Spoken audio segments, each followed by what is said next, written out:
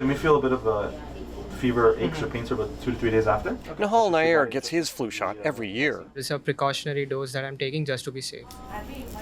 While he gets vaccinated against flu at this Toronto pharmacy, levels typically seen. Federal health officials announced that flu cases are rising at a steep pace. Steeper than what we've seen in most of any past season that I'm aware of. Here's what the average Canadian flu season looked like before COVID, and here's what's happened so far this fall. Positive flu tests already hitting levels typically not seen till the peak. Even though the flu season is just starting, something else out of the ordinary? Influenza detections are unusually high among children and teenagers.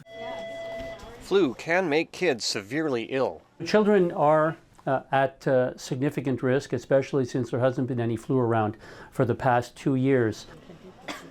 Hospitals are reporting a sharp rise in the number of children being admitted for flu, even as the impact of another respiratory virus, RSV, shows signs of leveling off.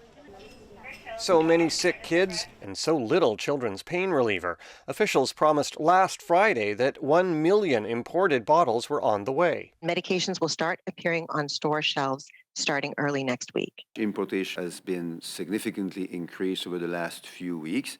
A whole week later? It's in Canada and is being distributed to pharmacies and will shortly, if not already happening, appear on shelves. And that's the only formulation that I have received. Good luck finding any of them right now. I still haven't received any of the acetaminophen or Tylenol yet, so we're still waiting on that. A few bottles of children's Advil arrived at this pharmacy yesterday. I've already sold a couple. I have only 3 or 4 left, so I would say by the end of the day this should be all done. To prevent someone from buying too many at once, they're kept behind the counter. Mike Crawley, CBC News, Toronto.